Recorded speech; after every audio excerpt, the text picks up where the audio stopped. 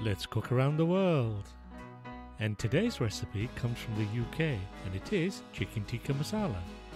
I know what you're thinking, Ramo, aren't you cooking a curry? Yes, I am, and as this is a curry, you'd think it was from South Asia. However, although the chef was from Bangladesh, it was actually created in the UK.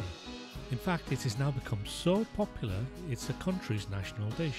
And that's no mean feat when you consider some of the other classics such as shepherd's pie, roast beef dinner, and of course, fish and chips. There are 4 stages to cooking the perfect chicken tikka masala. First, we marinate the chicken, then we roast it, then we make the masala gravy, and finally we add all the ingredients together to cook the curry. And as always, a full list of all the ingredients are available at the end of this video. Cut your chicken pieces into 1-inch cubes. I'm using chicken thighs. Although it's a fattier cut of meat, the flavour is richer and more intense. However, feel free to use a chicken breast if you prefer. Add the yogurt, the lemon juice, the mustard oil. You can get mustard oil from most South Asian supermarkets. And the dry spices. Next, mix all the ingredients together. You can use a spoon if you like, but I find for the best results, nothing beats using your hand. It's the best mixing utensil there is.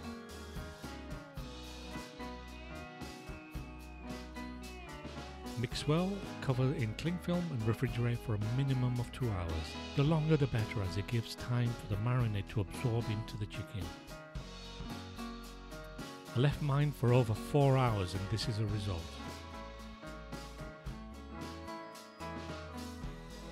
Next we roast the chicken, and here's a top tip for you.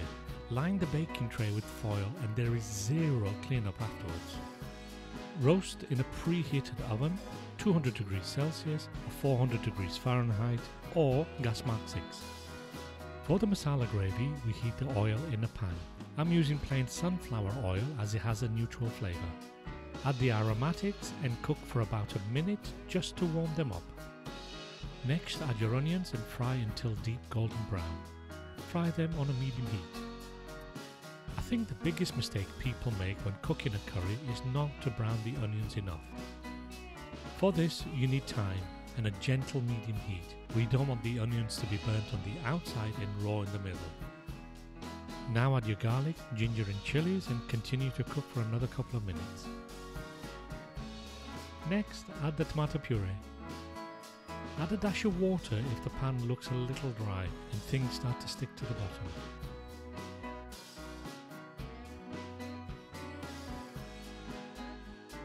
Add the tomatoes and fry until soft.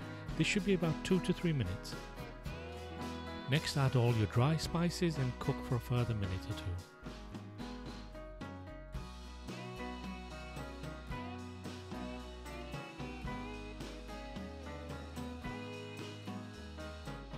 Add the passata and stir well until everything is thoroughly combined. Cook this on a medium-high heat for about 5 minutes. And when your masala gravy looks like this, add the chicken and cook for a further 10 minutes or until the chicken is warm through.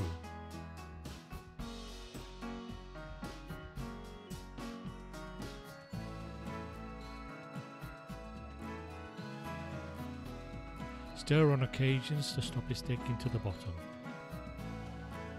And now add the coriander and add salt to taste.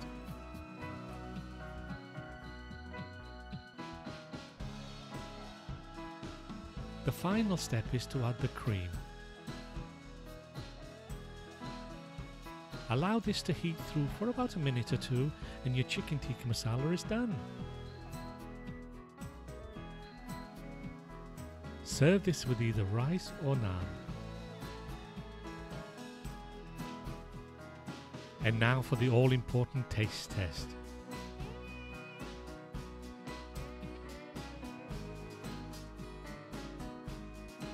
And just wow!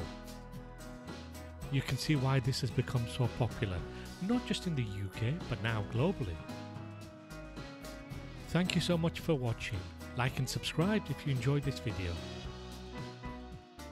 And please leave me a comment to let me know how you got on. And as my friends say in the UK, enjoy your meal.